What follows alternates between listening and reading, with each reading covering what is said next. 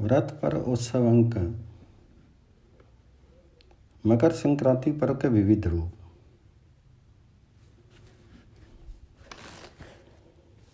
भारत में समय समय पर हर पर्व को श्रद्धा, आस्था, हर्षोल्लास एवं उमंग के साथ मनाया जाता है। पर्व एवं त्यौहार प्रत्येक देश की संस्कृति तथा सभ्यता को उजागर करते हैं। यहाँ पर पर्व, त्यौहार और उत्सव पृथक पृथक प्रदेशों में अलग अलग ढंग से मनाए जाते हैं। मकर संक्रांति पर्व का हमारे देश में विशेष महत्व है। इस संबंध में संत तुलसीदास जी ने लिखा है,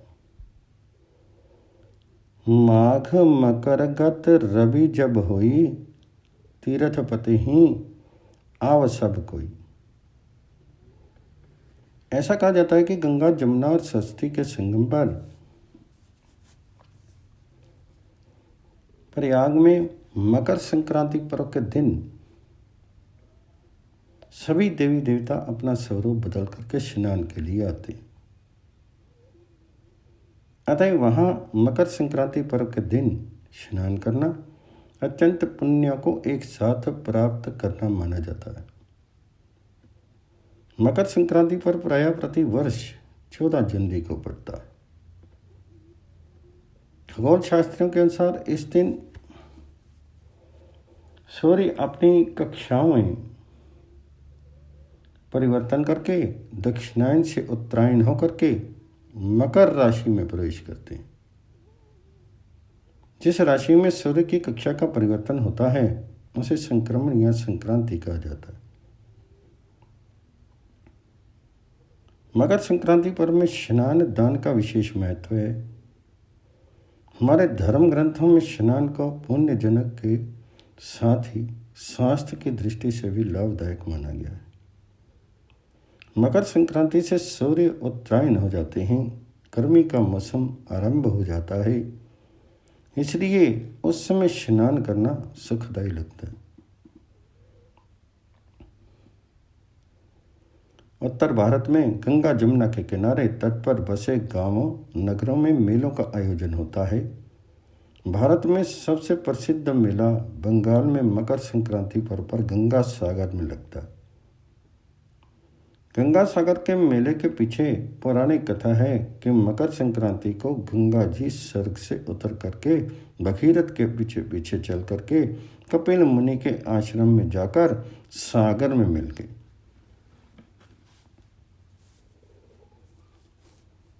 गंगा जी के पावन जल से ही राजा सगर के 7000 शापग्रस्त पुत्रों का उद्धार हुआ था। इसी घटना की स्मृति में गंगा सागर नाम से तीर्थ विख्यात हुआ और प्रतिवर्ष 14 जनवरी को गंगा सागर में मेले का आयोजन होता है।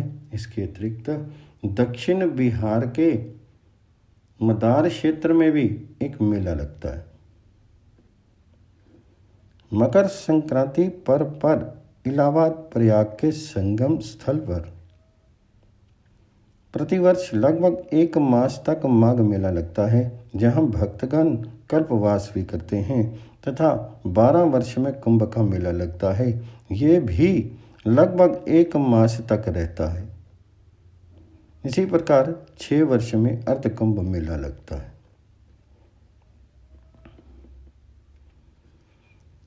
विभिन्न परंपराओं और रीति रिवाजों के अनुरूप महाराष्ट्र में ऐसा माना जाता है कि मकर संक्रांति से सूर्य की गति तिल तिल बढ़ती है, इसलिए इस दिन तिल के विभिन्न मिष्टान बना करके एक दूसरे को वितरित करते हुए शुभ कामनाएं दे करके ये त्यौहार मनाया जाता है।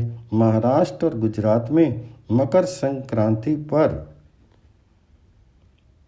अनेक खेल प्रतियोगिताओं का भी आयोजन होता है। पंजाब एवं जम्मू कश्मीर में लोहड़ी के नाम से मकर संक्रांति पर्व मनाया जाता है। एक प्रचलित लोक कथा है कि मकर संक्रांति के दिन कंस ने श्री कृष्ण को मारने के लिए लोहिता नाम की एक राक्षसी को गोकुल भेजा था। जिसे श्री कृष्ण ने खेल खेल में ही मार डाला। उसी घटना के फलस्वरूप लोहड़ी का पावन पर्व मनाया जाता है। सिंधी समाज भी मकर संक्रांति के एक दिन पूर्व इसे लाल लोही के रूप में मनाता है। तमिलनाडु में मकर संक्रांति को पोंगल के रूप में मनाया जाता है। इस दिन तिल, चावल, दाल की खिचड़ी बनाई जाती है।